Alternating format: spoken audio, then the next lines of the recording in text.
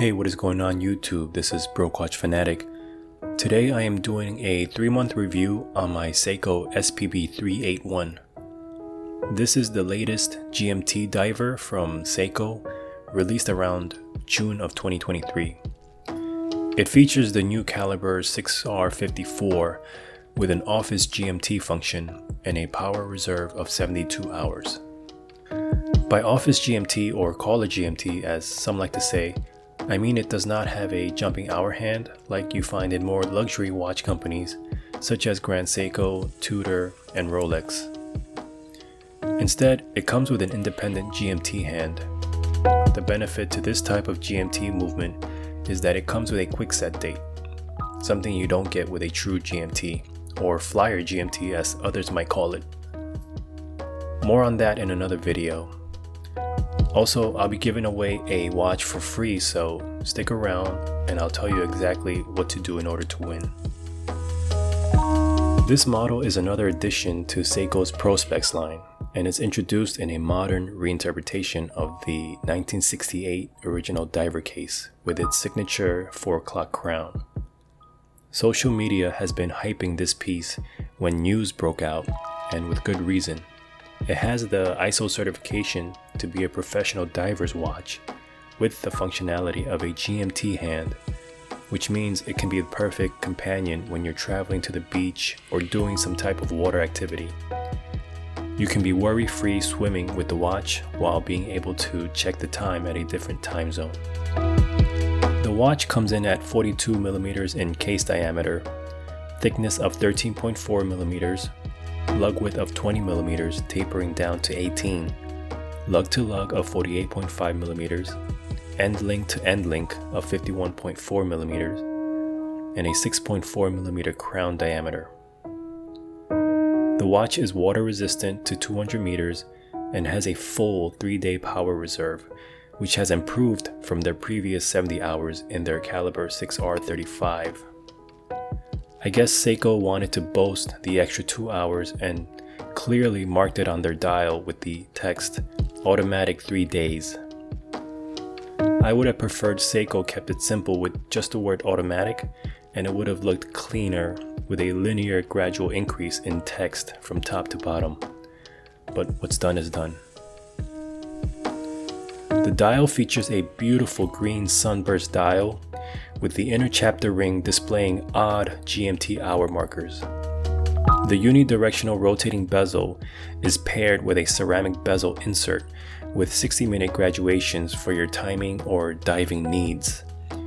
The hands feature a dual finish with the top half being brushed and the bottom half being polished. The date window is situated at the 4:30 position, allowing each hour marker to have full luminescent material painted on. Critics always discuss the position of the date window, some like it at 3, some like it at 6. I personally don't care where the date window is positioned, so long as it's visible and readable. The bracelet is a new design from Seiko. It has a nice feature that surprised me in person. It's a simple 3-link stainless steel bracelet with a slim profile. And the feature that I like most is the polished accent on the middle top of each link. If you look closely at the center link from the top down, you can see a small section that is angled and polished.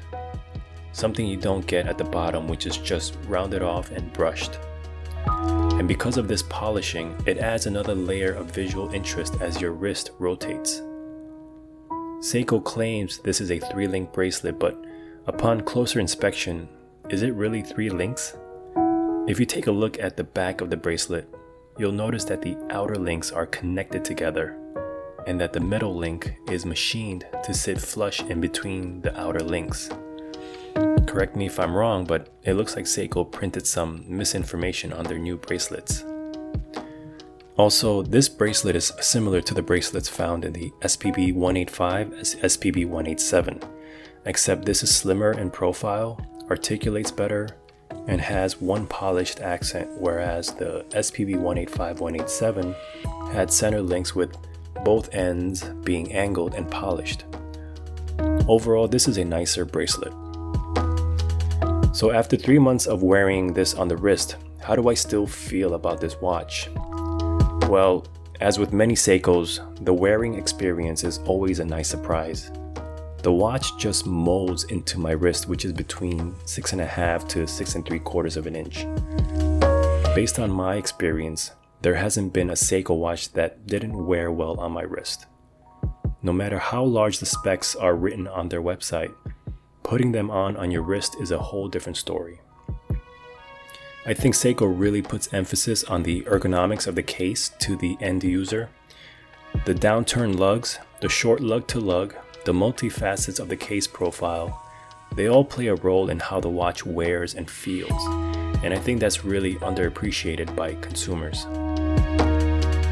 The watch wears small and compact for 42mm. I'm actually surprised that this is a 42mm case.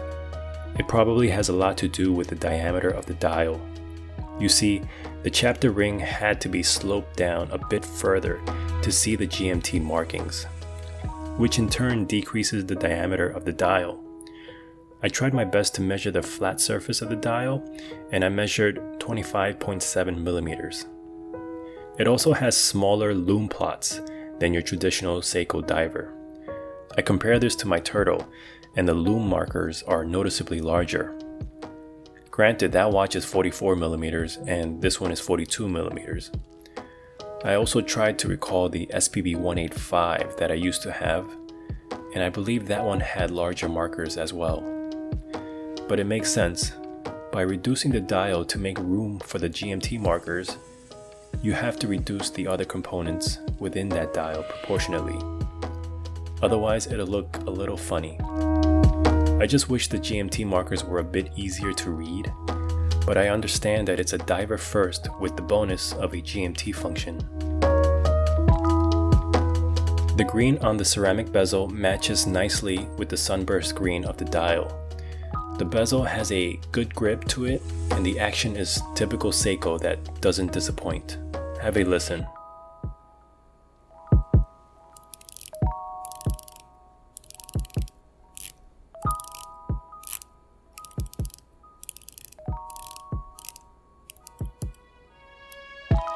The alignment is spot on, and it should be given this price point. The accuracy isn't that great, but it does fall within their tolerance of -15 to +25 seconds a day.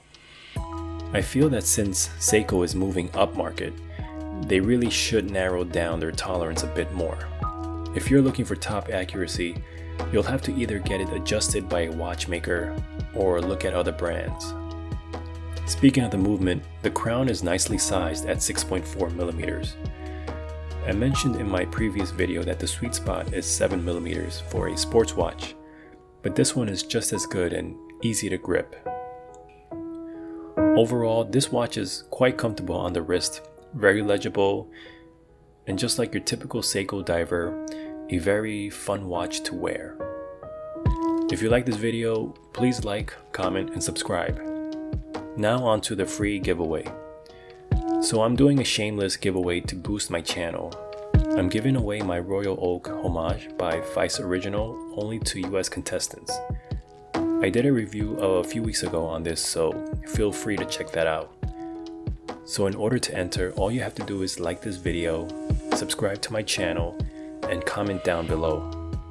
I'll leave this contest open for 30 days from the start of this upload. I'll pick out a random comment using a comment picker website, and once you're selected, I'll pin your comment. You'll then have to email me claiming your watch. I will then reply back with a code word, which you'll have to go to your original comment and edit the comment and add the code word at the end. This is just an authentication process, so that way I'll know for sure that you are who you say you are. Then I'll email you with the details on how to receive your watch. This will cost you nothing, and all shipping costs will come from my end. I'll have all of this written down clearly in the description below, so until next time, good luck everyone.